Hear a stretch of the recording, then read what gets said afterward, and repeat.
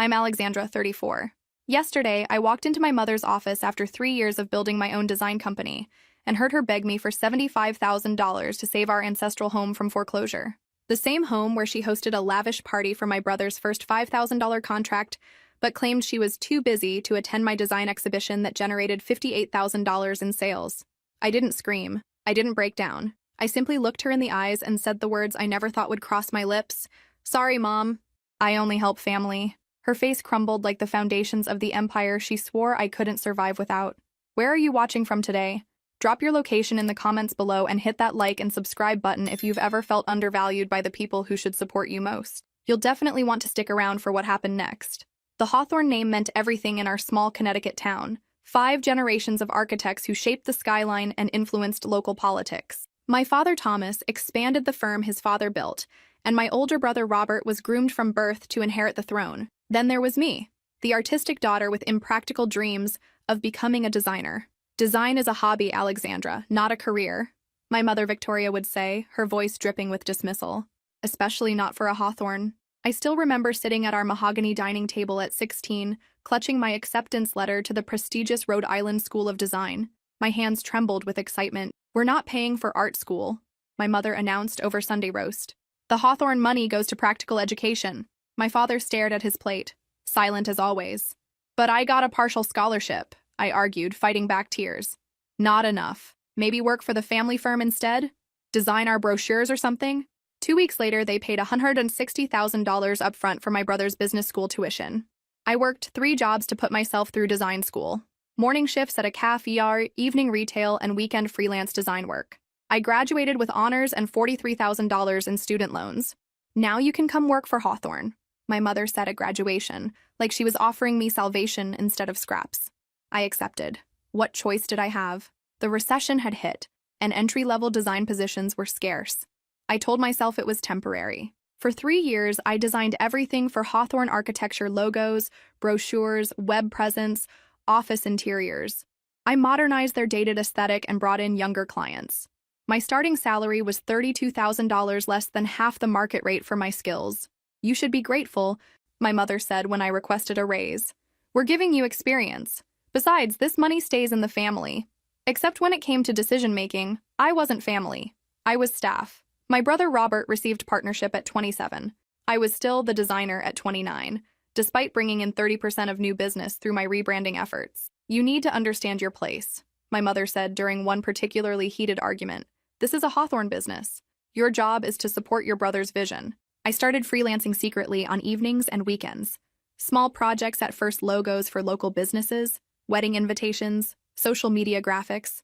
I saved every penny in a separate account my family knew nothing about.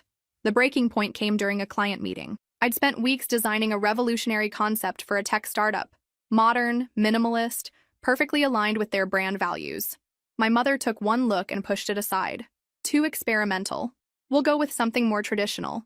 The client wants the Hawthorne touch. The client frowned. Actually, I loved Alexandra's design. It's exactly what we discussed.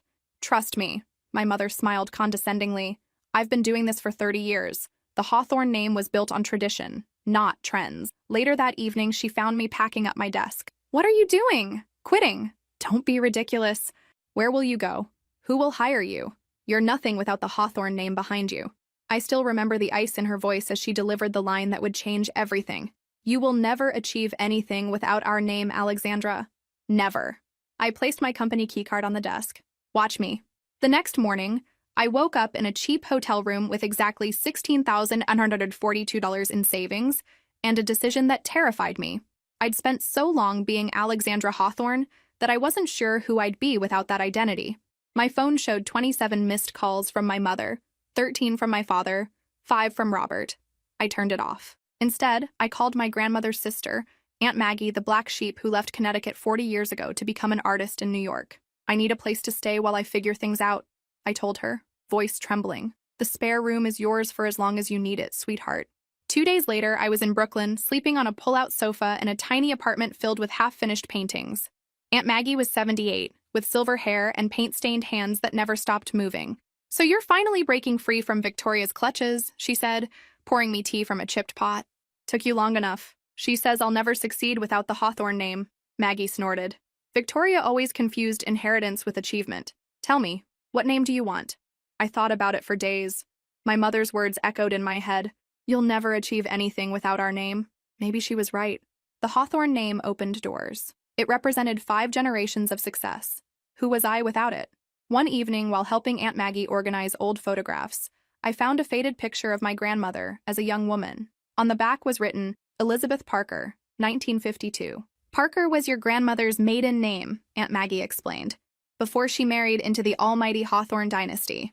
Parker. It felt right somehow. The legal process took 3 months and cost $506. I became Alexandra Parker officially on a rainy Tuesday morning. Finding design work in New York was brutal. I'd removed Hawthorne architecture from my portfolio, which left conspicuous gaps in my work history. I couldn't use my family connections, couldn't even list them as references. I sent out 217 applications in my first month, received 14 responses, 3 interviews, 0 offers. My student loans entered repayment. My savings dwindled. I started working at a coffee shop near Maggie's apartment, designing menus and promotional materials for them at a discount just to add something recent to my portfolio. Each night I worked on freelance projects, building my new identity as Alexandra Parker, designer. My rates were low, embarrassingly low, but I needed the work and the reviews. 6 months into my new life, I landed my first significant client, a boutique skincare startup with a $6,000 budget for complete branding. I worked day and night on that project, pouring everything I had into proving my mother wrong. When I presented the final designs, the founder was silent for a long moment. "This is extraordinary," she finally said. "You've captured exactly what we imagined but couldn't articulate." She referred me to 2 friends with similar businesses. Word began to spread. Alexandra Parker wasn't a household name, but in certain Brooklyn circles, people started to know my work. I opened a business checking account for Parker Design on my 1-year anniversary of leaving Connecticut. My balance was just $4,231, but it was mine. Every penny earned without the Hawthorne name. That night, I received my first email from my father in months. "Your mother is too proud to reach out, but we miss you. The business isn't the same without your creativity. Please come home." I stared at the screen for an hour before replying with one sentence. "I am home." My finger hovered over the send button for a full minute before I found the courage to press it. What would you have done? Comment below if you've ever had to choose between family expectations and your own dreams. By my 2nd year in New York, Parker Design was more than just a name on a bank account. I'd secured enough regular clients to rent a tiny studio space in a converted warehouse, sharing a bathroom and kitchenette with 3 other creative startups. My office was barely 200 square feet, with secondhand furniture and a constantly leaking ceiling in one corner. But every morning when I unlocked that door, pride surged through me. This space, this business, this life, I'd built it from nothing. The skincare company that gave me my first big break had grown considerably, and they brought me along for the ride. Their products were now in 3 national retail chains, all featuring my packaging designs. The $500 per month retainer they paid me covered almost half my rent. I hired my first employee, Zoe, a design school graduate who reminded me of myself 3 years earlier. She worked part-time, 20 hours a week at $22 per hour. Sometimes I couldn't afford to pay myself, so she could get her check on time. Zoe brought technical skills I lacked, particularly in animation and 3D modeling, which allowed us to pitch for more diverse projects.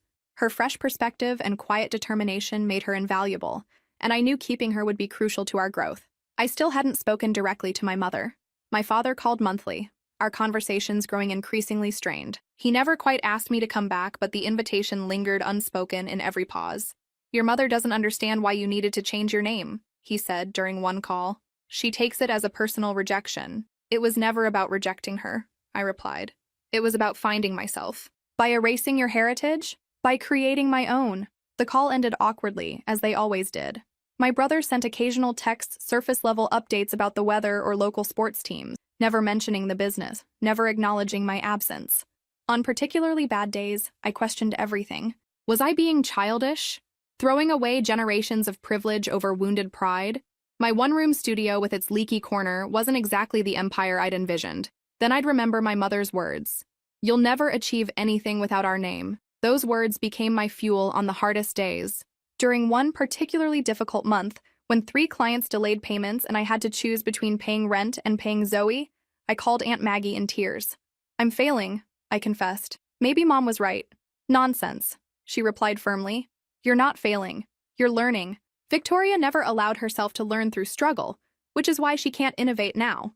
"What do you mean?" Your father mentioned that Hawthorne Architecture lost the Westbrook account last month. First time in 30 years they're not using a Hawthorne design. This was the first I'd heard of any business troubles. They lost Westbrook? That's nearly 20% of their annual revenue. Apparently the client wanted a more contemporary approach. Sound familiar? It did. It was exactly what I'd been trying to introduce before I left. 3 days later, a magazine featured one of my designs for the skincare line. It wasn't a major publication, but it was legitimate industry recognition. I took a screenshot and nearly sent it to my mother. My finger hovered over the send button before I decided against it. My success wasn't about proving her wrong anymore. It was about proving myself right. After the magazine mention, I received an email from a design blog requesting an interview about my fresh perspective on branding. The skincare campaign had caught their attention. Your work shows such freedom, the interviewer said. There's no hint of traditional corporate constraint. I laughed. I had to shed some heavy expectations to find that freedom. The interview brought more attention, more clients. I hired Zoe full-time and brought on an intern. My tiny office became too small. I signed a lease on a legitimate commercial space still modest at 800 square feet, but with actual walls and a door that closed and a ceiling that didn't leak. The day we moved in, I had our logo painted on the door. Parker Design in simple, bold lettering. Zoe brought champagne. We toasted sitting on moving boxes. To Parker Design, she said. May we always be underestimated. I touched my glass to hers. And may we always prove them wrong. Are you still with me? Comment below and let me know if you've ever had to reinvent yourself completely. The journey gets even more intense from here. The third year of Parker Design brought growing pains but steady progress. We expanded to a team of 3 full-time employees. Our client roster included 1 national brand and dozens of smaller companies. Revenue hit $327,000 that year. After expenses, rent, salaries, and equipment investments, my personal income was $58,000, nearly double what I'd made at Hawthorne Architecture. We weren't huge, but we were becoming respected in our niche. I was focused entirely on building my business, thinking less and less about my family. Then I received the invitation to my father's 65th birthday celebration. It arrived by mail, heavy cream cardstock with embossed lettering. So formal, so Hawthorne. My mother had written a personal note at the bottom. Alexandra, your presence would mean the world to your father. Please consider coming home even briefly. Home. As if the past 3 years hadn't happened. As if I hadn't built a new home for myself. I called Aunt Maggie, who'd become my most trusted advisor. Should I go? I asked. Do you want to? I miss my dad, and maybe enough time has passed that Mom and I could at least be civil. Then go. Just remember who you are now. I RSVP'd yes and booked a train ticket to Connecticut. The night before leaving, I had a panic attack in my apartment, my first in years. What if they belittled my achievements? What if my mother was right all along and I'd just been lucky? What if seeing the family estate made my modest success feel insignificant? I packed and unpacked my suitcase 3 times, changing outfits that would show I was doing well without seeming like I was trying too hard. The train ride felt like traveling backwards in time. With each mile closer to my hometown, I felt myself shrinking, becoming the dutiful daughter again. No, I straightened my shoulders. I wasn't that person anymore. The taxi dropped me at the imposing gates of the Hawthorne estate. My childhood home looked exactly the same: Georgian columns, manicured lawns, gravel driveway where luxury cars were already parked for the party. But I noticed subtle differences. The paint on the trim was slightly faded, the fountain in the circular drive wasn't running, and there were fewer staff than I remembered from previous family events. My hands trembled as I rang the doorbell.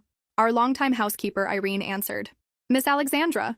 She embraced me warmly. Or should I say, Ms. Parker now. We've seen your work in magazines. Before I could respond, my father appeared in the hallway. He'd aged noticeably, hair completely silver now, new lines around his eyes. But he beamed when he saw me. Alexandra. He hugged me tightly. You came. Happy birthday, Dad. Let me look at you. He held me at arm's length. Success suits you. My mother appeared behind him, her face a carefully composed mask of politeness. Alexandra, welcome home. Hello, Mother. Thank you for inviting me. The awkward moment was broken by my brother rushing down the stairs. Alex, you actually came. Robert seemed genuinely pleased to see me, which was unexpected. The party was Hawthorne extravagance, but I noticed cost-cutting measures: fewer caterers than usual, house champagne instead of premium brands, artificial flower arrangements where there had once been fresh exotic blooms. Small things most guests wouldn't notice, but I did. Alexandra Parker? One of my father's friends approached. I read about your work with Ellison Skincare. Quite impressive. My mother, standing nearby, stiffened visibly. Thank you. I replied. It was an exciting project. She's doing quite well for herself, my father said proudly. Despite dropping the illustrious Hawthorne name, my mother added with a tight smile. The friend looked uncomfortable. Well, she's clearly made her own name impressive. Throughout the evening, similar scenes repeated. People congratulated me on my success. My mother found ways to mention the Hawthorne legacy. My father tried to bridge the gap between us. After dinner, he pulled me aside to his study, the room where I'd spent countless hours as a child watching him work. I noticed the desk was cluttered with papers marked past due and final notice, hastily covered with folders when I entered. I'm proud of you, Alexandra. What you've built, it's remarkable. Thank you, Dad. That means a lot. I nodded toward the partially hidden bills. Is everything okay with the business? He followed my gaze and sighed. We've had better years. The market is changing faster than we anticipated. Anything I can help with? No, just a temporary rough patch. He changed the subject. Your mother, she struggles to understand your choices. But she does follow your career. She has a folder of every magazine mention of Parker design. I blinked in surprise. She does? She's too proud to admit she was wrong. You know how she is. I did know. The Hawthorne pride was legendary. I miss you, he said simply. The house feels empty without your creativity. The morning after my father's birthday party, I woke early in my childhood bedroom. Everything remained untouched: design books on the shelves, old sketches pinned to the bulletin board, even my high school tennis trophies gathering dust. It felt like a museum to a person who no longer existed. I went downstairs to find my mother alone in the kitchen, something I'd rarely seen growing up. Victoria Hawthorne didn't cook. We'd always had staff for that. But here she was, awkwardly making coffee. The weekend housekeeper is off today, she explained, noticing my surprise. I nodded and sat at the counter, unsure what to say. 3 years of silence stretched between us. Your business seems to be doing well, she finally offered, sliding a cup toward me. It is. We're growing steadily. Parker Design. She said the name like she was tasting something unfamiliar. I still don't understand why you needed to erase your heritage. I didn't erase anything, Mom. I created something new. By rejecting everything we built for you. I took a deep breath. Parker was Grandma's maiden name. I didn't pick it randomly. Something flickered across her face, surprise perhaps. I didn't know that's why you chose it. There's a lot you don't know about me. The conversation stalled again. Through the window, I could see my father in the garden, inspecting his prized roses. He looked smaller somehow, less imposing than the patriarch I'd grown up fearing and respecting in equal measure. The business isn't doing as well as we let on last night, my mother said suddenly, her voice lower. Your father didn't want to burden you, but we're facing challenges.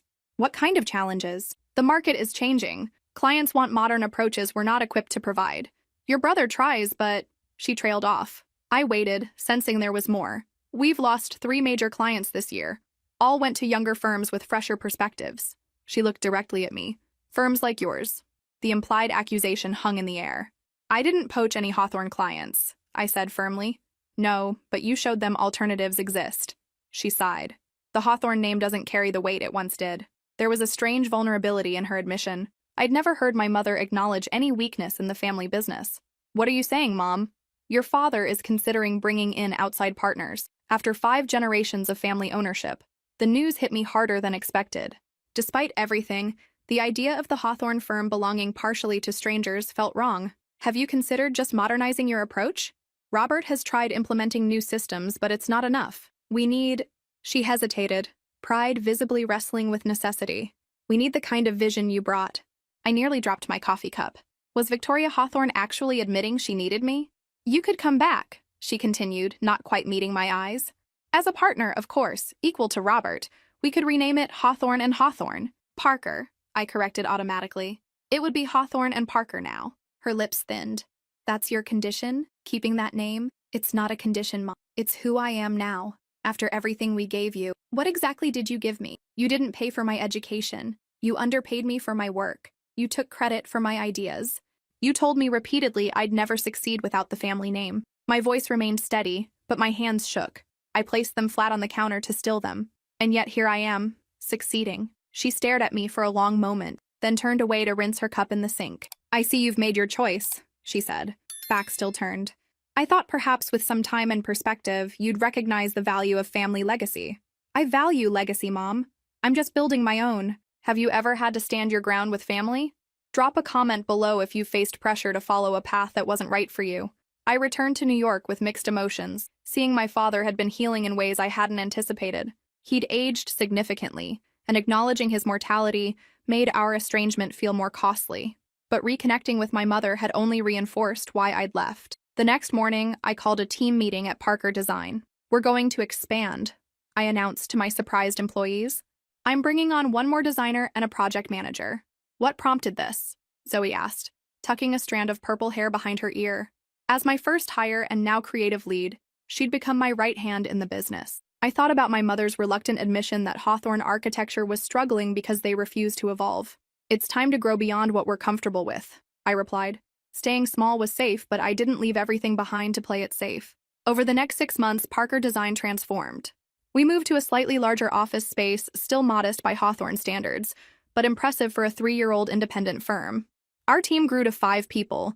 We specialized in rebranding established companies that needed fresh perspectives.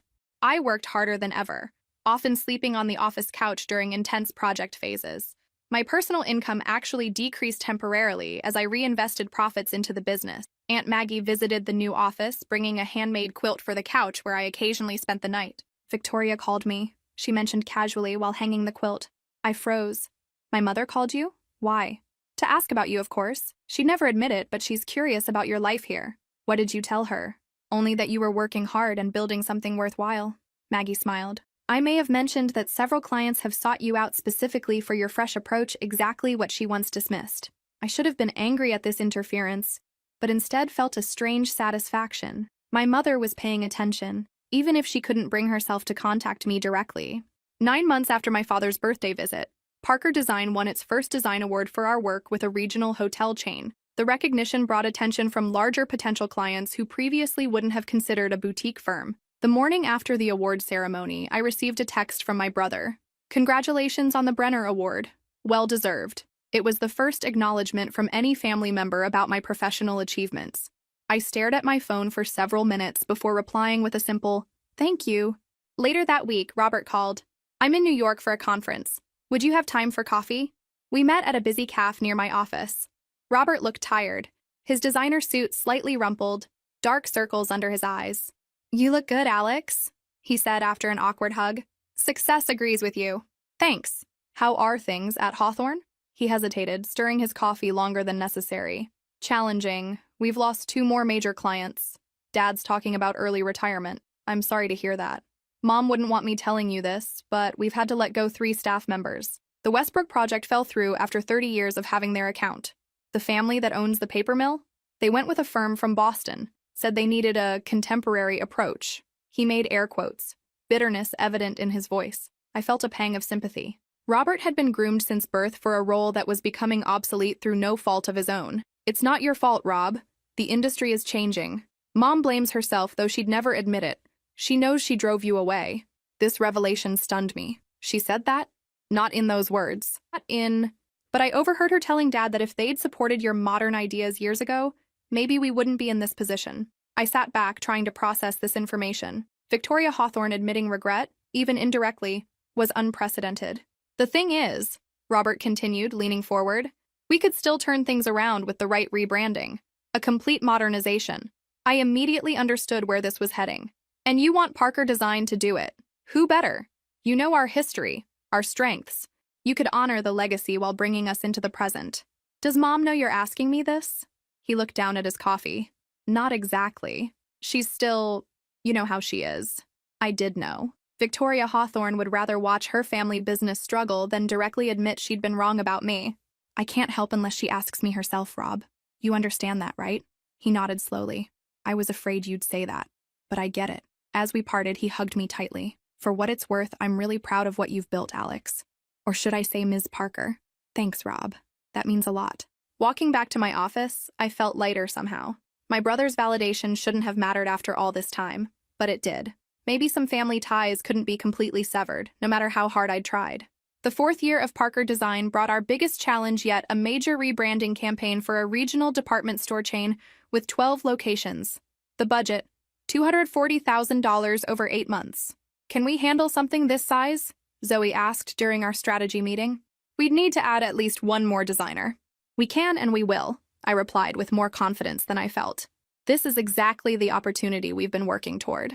The truth was, I'd pitched aggressively for this account, partly because the department store was one of Hawthorne Architecture's former clients. They'd designed the original flagship store back in the 1980s. I hired 2 new team members and pushed our little office space to its limits. The next 2 months were a blur of 70-hour work weeks, midnight strategy sessions, and constant travel to store locations across the region. Through it all, I battled the voice in my head that sounded suspiciously like my mother. "You're overreaching. You'll fail spectacularly. You never had the business acumen of a true Hawthorne." But we didn't fail. The first phase of the rebranding launched in 2 test locations and exceeded sales projections by 22%. The client fast-tracked the rollout to their remaining stores. Regional publications featured our work. Design students emailed asking about internships. Competing firms began citing Parker Design as an influence. In the middle of this whirlwind, I received a formal invitation to my parents' 40th anniversary celebration. My first instinct was to decline. I was too busy, too focused on proving myself with this major project. Then I realized I no longer needed to prove anything. Parker Design was thriving. I had created something valuable entirely on my own terms. I RSVP'd yes and called Aunt Maggie to tell her I was visiting Connecticut again. "Good," she said. "They're struggling more than they let on when you were there last." Victoria would never admit it, but they're considering selling the family home. Selling the estate? After 5 generations? The upkeep is becoming too much with the business declining. Robert's been trying to modernize their approach, but without your eye for design, it's been an uphill battle. I felt a twinge of something unexpected, not satisfaction at their struggles, but genuine concern. The Hawthorne estate looked different this time, smaller somehow, less intimidating. Or perhaps I was simply viewing it through new eyes. The celebration was more subdued than my father's birthday party had been. Fewer guests, less extravagance. I noticed definite signs of financial strain. The catering was from a less prestigious company, the flower arrangements less elaborate, fewer staff circulating with champagne. My mother greeted me with her usual restrained politeness, though I detected something new in her expression, a wariness, perhaps even respect. "Alexandra, thank you for coming. Congratulations on 40 years, Mom." My father embraced me warmly. "You look wonderful. I've been following your work with Central Retail. Very impressive." "Thank you, Dad." Throughout the evening, I caught my mother watching me from across the room, not with her usual judgment, but with something more complex curiosity mixed with what almost looked like regret. After dinner, she approached me on the terrace where I'd stepped out for fresh air. "Your brother tells me Parker Design is now a team of 7 people, she said, looking out at the gardens rather than at me. 8, actually, with our newest hire. "And your annual revenue?" Typical mom, straight to the financials. "We'll break $650,000 this year." She nodded slowly. "Respectable for a firm your size." Coming from Victoria Hawthorne, this was practically effusive praise. "Robert mentioned he spoke to you about potentially helping Hawthorne Architecture. So we were finally addressing it directly." I remained silent, waiting. "I want you to know that while we would welcome your professional input, I understand why you might decline." She smoothed an invisible wrinkle from her dress. "Your father and I are exploring the possibility of selling the firm." Selling? The news hit me harder than expected. After 5 generations? We don't see another option. Robert is a capable manager, but he lacks the vision needed to revitalize the business. And with your father's health concerns. Dad's health? What health concerns? She looked surprised. "He didn't tell you?" "He was diagnosed with minor heart problems last year. The doctor advised reducing stress, which in his case means stepping back from the business." My mind raced. How could no one have told me something so important? "I thought Robert would have mentioned it," she continued. "In any case, your father wants to ensure his retirement is secure, which means maximizing the firm's value before selling." I understood now why my brother had approached me. A successful rebranding could significantly increase the sale price. "And you're okay with selling the family legacy?" Something flashed in her eyes, a brief glimpse of the pain beneath her composed exterior. "I've learned that legacy takes different forms, Alexandra. Your father and I want to enjoy our remaining years together without financial stress. If that means letting go of Hawthorne Architecture, so be it." It was the most human conversation we'd ever had. "I'm sorry about Dad's health." "Yes, well, he's managing it well with medication." She turned to face me directly. "Your designs for Central Retail are exceptional. I know talent when I see it, regardless of the name attached." From Victoria Hawthorne, this was the equivalent of a standing ovation. "Thank you, Mom." As she turned to go back inside, she paused. "You've proven me wrong, Alexandra. Not many people can say they've done that." And it was as close to an apology as I was ever likely to get. What would you do if someone who never believed in you suddenly acknowledged your success? Share your thoughts in the comments. 2 weeks after my parents' anniversary party, I received a formal email from Hawthorne Architecture requesting a meeting to discuss potential collaborative opportunities. It was signed by both my father and brother, but notably not my mother. I agreed to the meeting but insisted it take place at Parker Design's offices. If we were going to discuss a professional relationship, it would be on my terms, in my territory. Before the meeting, I called Aunt Maggie. They want Parker Design to rebrand Hawthorne Architecture, I explained. What do you think? I think you need to decide if you can separate your professional judgment from your personal history, she replied. Can you take this on as Alexandra Parker, businesswoman, rather than as the daughter who was underestimated? It was the right question. Could I approach this professionally, or would old wounds dictate my decisions?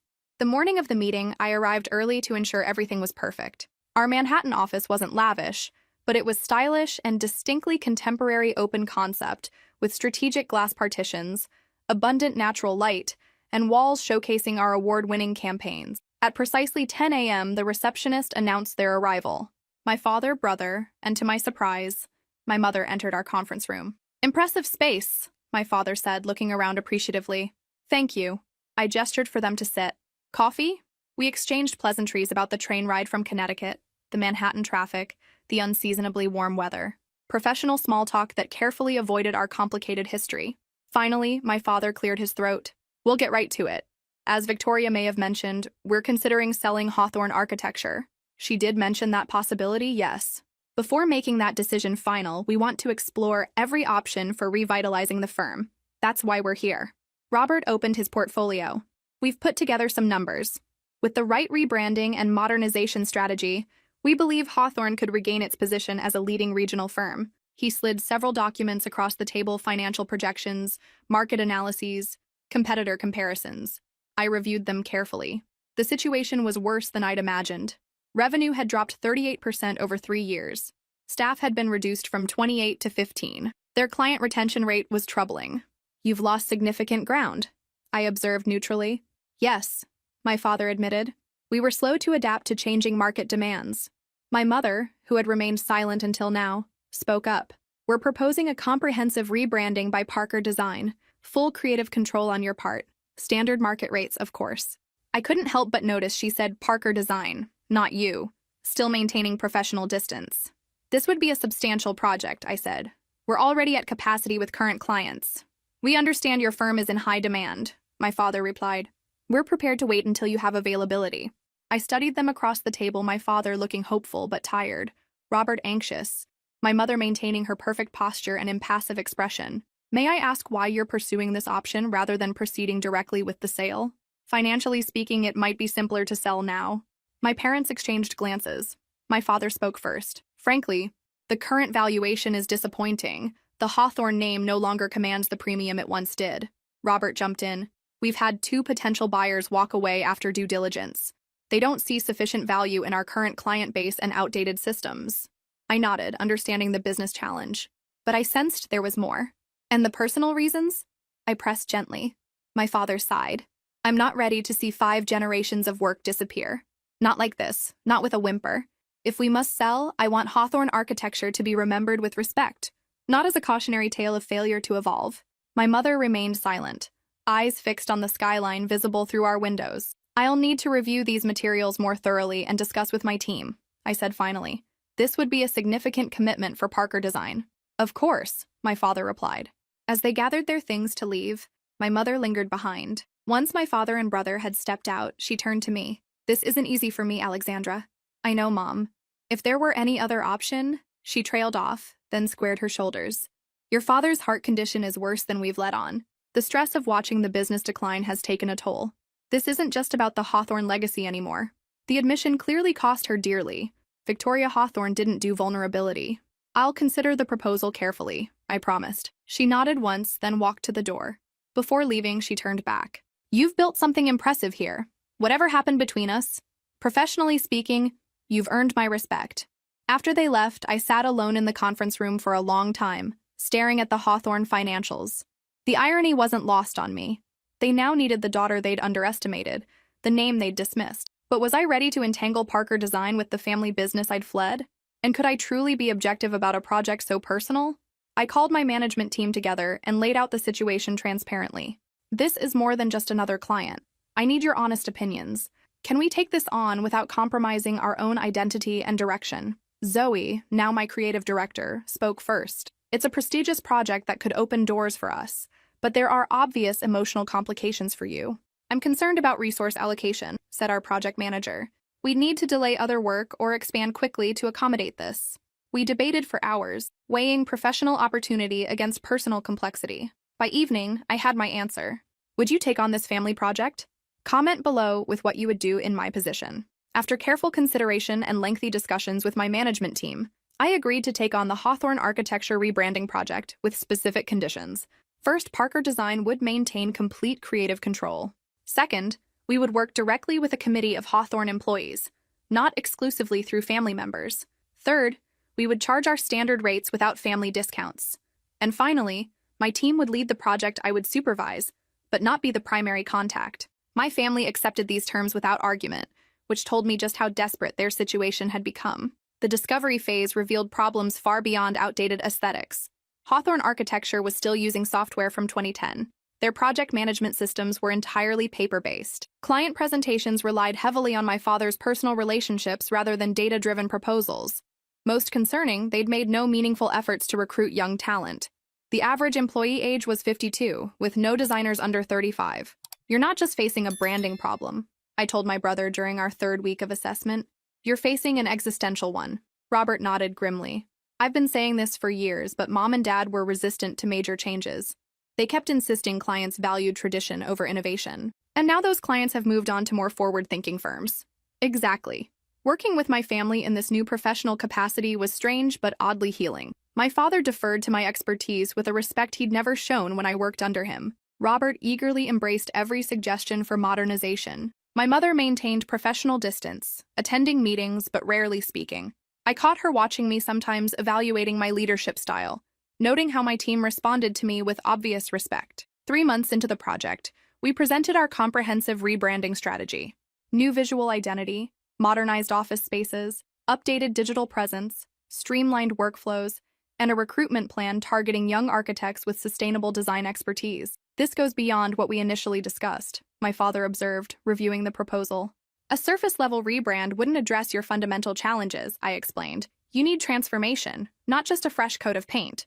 The investment required is substantial, my mother noted, reviewing the budget figures. Yes, but so is the cost of doing nothing. The conference room fell silent as my parents exchanged glances. We trust your judgment, my father said finally. Proceed as recommended. That evening, he asked me to dinner, just the two of us. We went to a quiet restaurant near my office, the kind of place where conversations couldn't be overheard.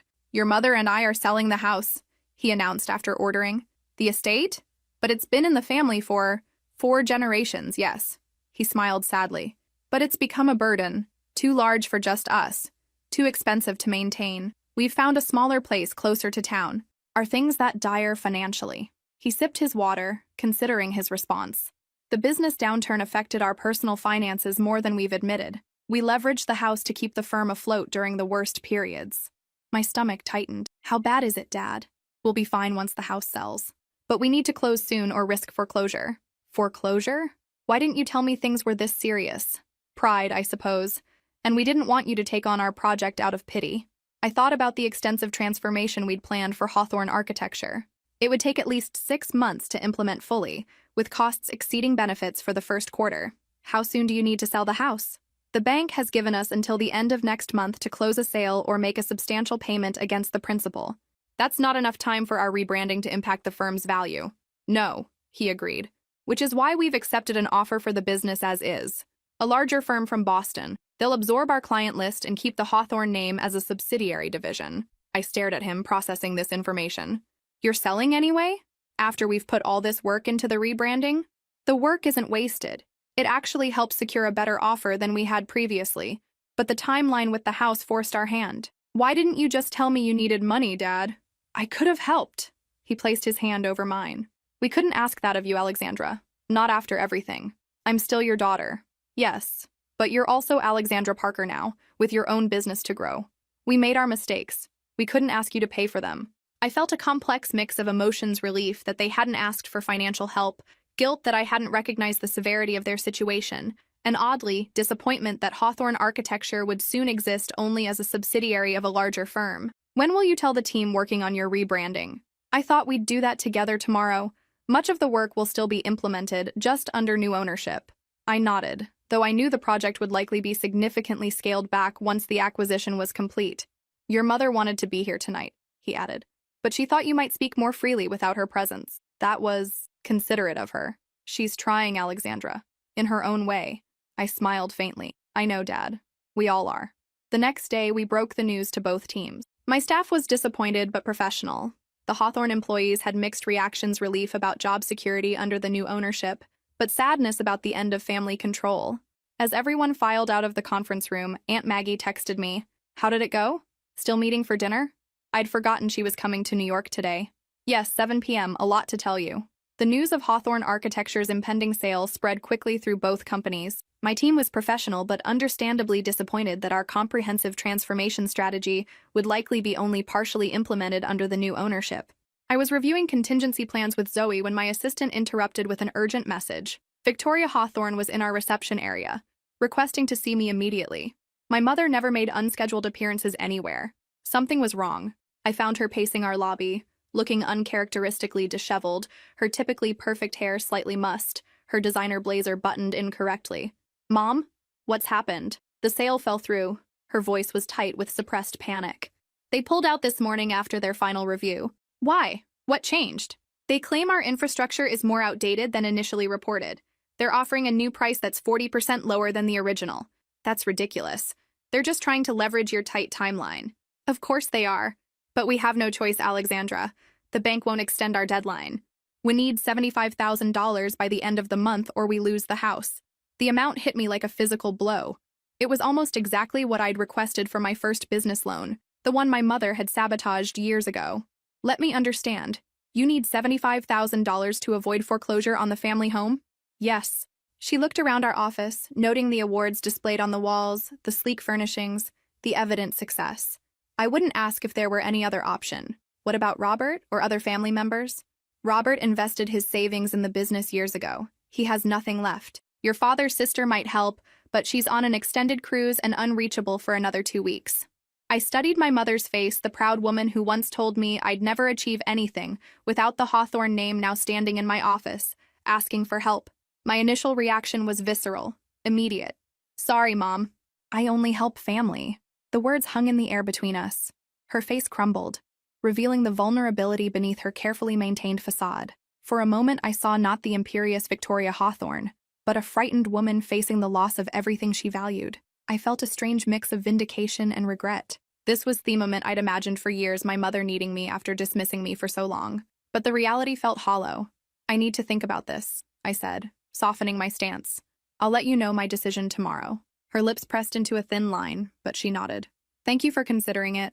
After she left, I closed my office door and called Aunt Maggie. "They need $75,000 or they lose the house," I explained after recounting the situation. "And you're considering giving it to them?" Her tone was neutral, careful. "I could afford it. Parker Design is doing well. We have the cash reserves." "That's not what I asked, sweetheart. I asked if you're considering it." I sighed, conflicted. Part of me wants to help them. Dad's health isn't good. The stress of losing their home could be dangerous for him. And the other part? The other part remembers my mother telling the bank I was financially irresponsible when I tried to get a loan for exactly that amount. The other part remembers being told I'd never succeed without their name, their connections, their approval. Both parts are valid, Alexandra. What would you do? I can't answer that for you. But I can ask, what feels right to you, not as Alexandra Hawthorne or Alexandra Parker, but just as yourself? I thought about it all night. My initial cruel response had been satisfying for a moment, but didn't reflect who I wanted to be. By morning, I knew what I needed to do.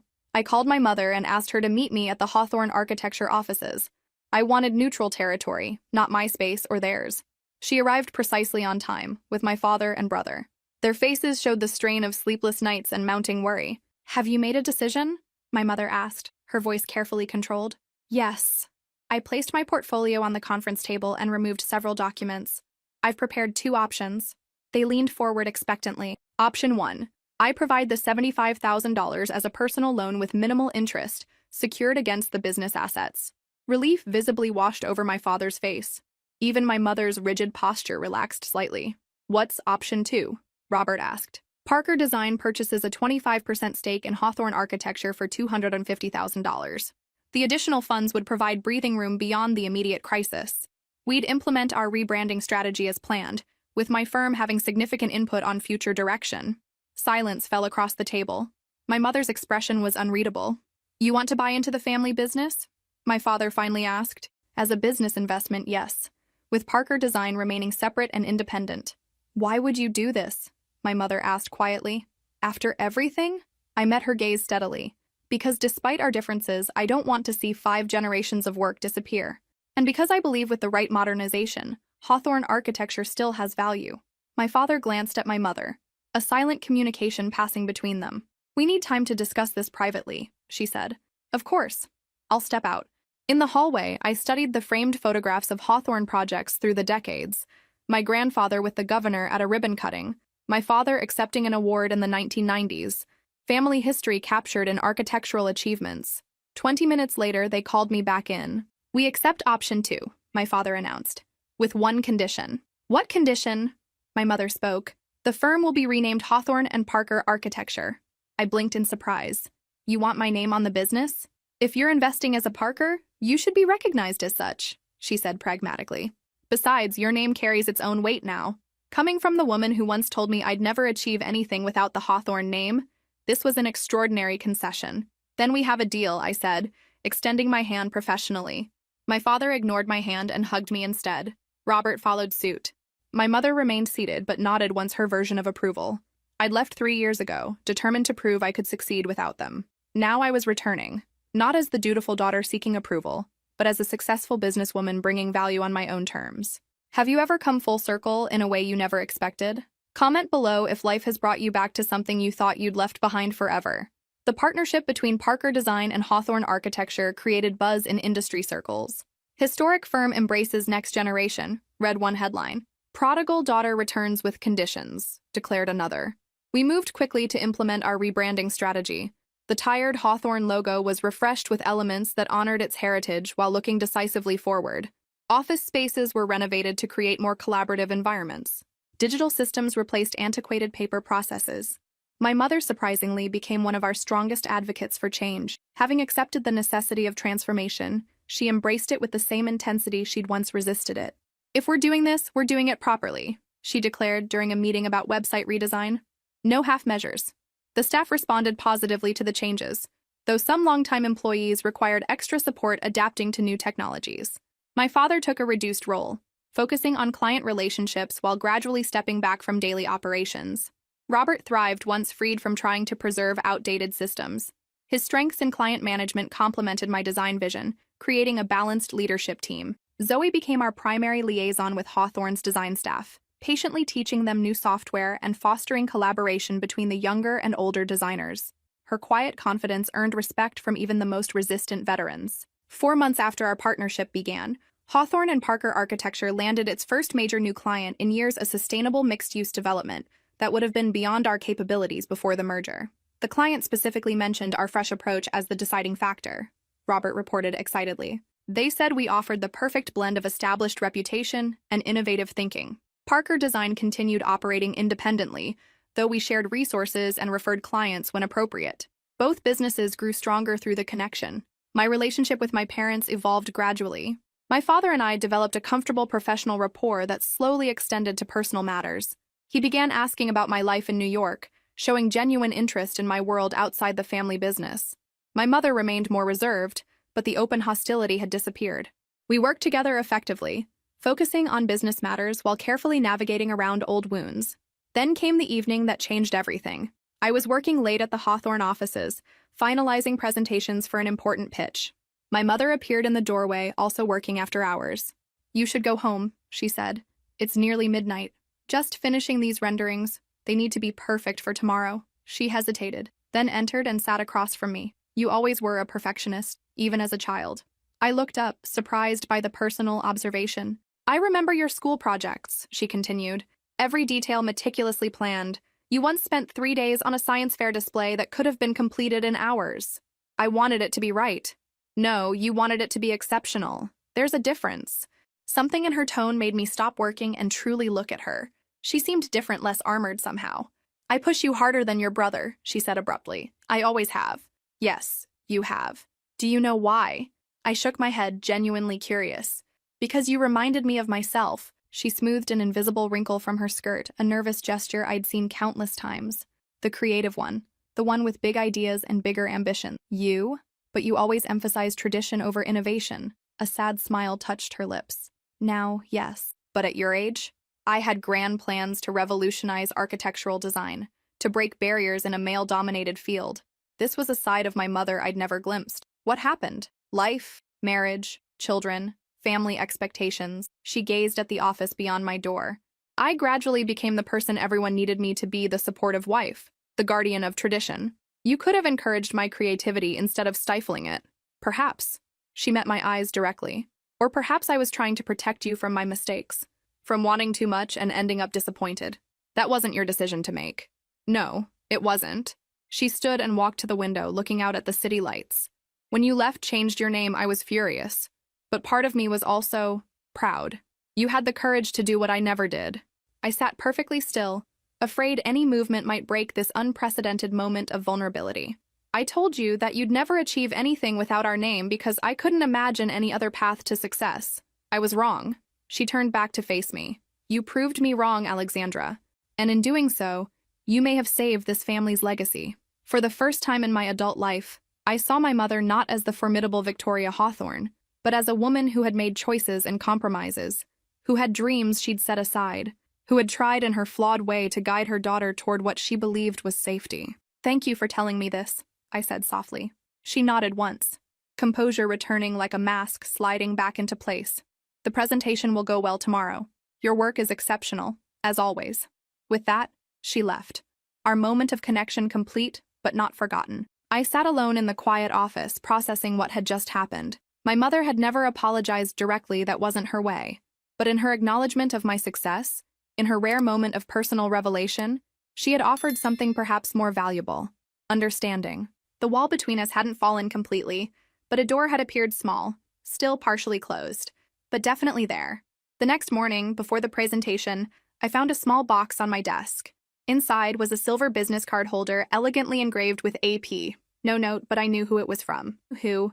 The client meeting went exceptionally well. We secured a contract worth $1.2 million, the largest in Hawthorne Architecture's recent history. As the clients left, my mother caught my eye across the room and gave me a slight nod. Coming from her, it was the equivalent of a standing ovation. That evening, I called Aunt Maggie to share the news of our success. I'm not surprised, she said. You've always had the talent. Now they finally see it too. It's strange, I admitted. For years, all I wanted was their recognition. Now that I have it, I realize I don't need it anymore. That's usually how it works, sweetheart. We only get what we want after we've learned to live without it. Do you think Mom will ever fully accept me as I am? Victoria's made more progress in 3 months than she did in the previous 30 years. That's something. I had to agree. The woman who once dismissed my career choice, sabotaged my loan application, and told me I'd never succeed without the Hawthorne name was now letting me lead the family business into a new era. What happens tomorrow? I asked. Tomorrow you keep building both businesses, both legacies. 1 year after forming the partnership between Parker Design and Hawthorne Architecture, we gathered to celebrate our successes. Hawthorne and Parker had increased revenue by 28%, attracted 5 major new clients, and won a prestigious industry award for our sustainable design approach. The celebration was held in our newly renovated Connecticut offices spaces, now filled with natural light, collaborative workstations, and digital displays showcasing our best work. Photos of 5 generations of Hawthornes hung alongside images of recent projects led by our newly diverse team. My father, looking healthier than he had in years, raised a glass. To family, to partnership, and to the courage to evolve. Everyone applauded. My mother stood beside him, elegant as always, but somehow softer around the edges. She'd gradually reduced her role in daily operations, focusing instead on mentoring younger team members, finding unexpected satisfaction in nurturing rather than controlling. Robert had flourished as head of client relations, his natural charm and people skills finally valued rather than compared to our father's technical expertise. Zoe had become an integral part of our combined team, respected by both Parker Design and Hawthorne staff. She'd grown into a leadership role, leading our most innovative projects with confidence and vision. And me? I divided my time between New York and Connecticut, maintaining my independent identity while contributing to the family legacy on my own terms. After the formal celebration, my father found me alone on the terrace. "I have something to tell you," he said, joining me at the railing. "Your mother and I received an offer to buy back our old house. The estate? Are you considering it?" "No," he smiled. "We're happy in our smaller place. Less to maintain, more to enjoy." But it got me thinking about what we almost lost. The house? Everything. The business. Our relationship with you. Our sense of purpose. He looked out at the setting sun. All because we couldn't adapt. "Change is hard," I offered, "especially when you've been successful doing things one way for so long." Your mother was the most resistant. She saw modernization as rejection of everything we'd built. He chuckled softly. Now she's lecturing our senior staff about digital innovation. She's full of surprises. She's always been. That's what made me fall in love with her fierce intelligence, her absolute certainty. But those same qualities made it impossible for her to admit when she was wrong. Until now. Until you forced her hand by succeeding on your own terms. He turned to face me. "You saved this family, Alexandra. Not just the business. The family. We saved it together."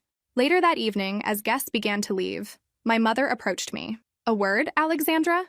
She led me to her office, now half the size of her previous domain, the other half converted to a collaborative workspace. On her desk sat a silver business card holder identical to the one she'd given me months ago, alongside a framed photo of me at my college graduation. "I've been meaning to ask you," she said, closing the door.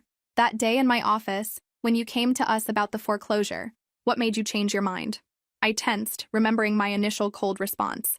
"Sorry, I only help family." "I thought about what you once told me," I said carefully. "About how I'd never achieve anything without the Hawthorne name. And I realized I had a choice. I could prove you wrong just by succeeding on my own. Or I could prove you wrong by succeeding and then using that success to help the family that never believed in me." She nodded slowly, her fingers tracing the edge of the business card holder on her desk. "The second option was more complete. Yes, and more satisfying in the end. I spent 30 years telling myself I was protecting you by pushing you toward security. By the time I realized I was really protecting myself from facing my own compromises, I'd nearly lost you completely." "Nearly," I echoed. "But not completely." "No, not completely." She straightened a pen on her desk, another nervous gesture. "I want you to know something. I'm proud of you. Not because you saved the family business. Not because you've become successful. But because you had the courage to become yourself, despite everything. Even though becoming myself meant rejecting the Hawthorne name, you didn't reject our family. You rejected the limitations we tried to place on you." She smiled faintly. "And in doing so, you ultimately saved the Hawthorne legacy by transforming it into something that could survive in a changing world." The irony wasn't lost on either of us. By insisting I couldn't succeed without the family name, she had driven me to prove I could, and that success had ultimately benefited the very family that had doubted me. Later that evening, I shared a cab with Aunt Maggie back to her apartment, where I would stay the night before returning to New York. "Victoria actually apologized," I told her, still somewhat in shock. "In her own way. Miracles never cease." Maggie chuckled. "You know, your grandmother would be so proud of you." Elizabeth Parker Hawthorne was a force of nature before she let your grandfather convince her that being a proper Hawthorne wife was enough. I wish I'd known her better. You're more like her than you realize. She'd have loved seeing her maiden name on that building sign. Today, 3 years after leaving the Hawthorne name behind, I'm Alexandra Parker, 34 years old, co-owner of 2 successful design firms. Parker Design continues to thrive in New York with a team of 15 talented creators. Hawthorne and Parker architecture has become known for blending historical sensitivity with forward-thinking sustainability. My mother and I will never have the effortless closeness some daughters enjoy with their mothers. Too much water under the bridge for that. But we have something perhaps more valuable: mutual respect between 2 strong women who no longer need to diminish each other to feel validated. If there's one lesson I've learned through this journey, it's this. Your name, whether given to you or chosen by you, is just a label. Your true identity is built through your choices, your work, your integrity. And sometimes, the people who push you away through their limitations are the ones who need your strength the most in the end. If this story resonated with you, please like and subscribe. And remember, family is defined not by the name you share, but by the respect you give and receive. Sometimes the family you choose or create is the one that truly sees your worth.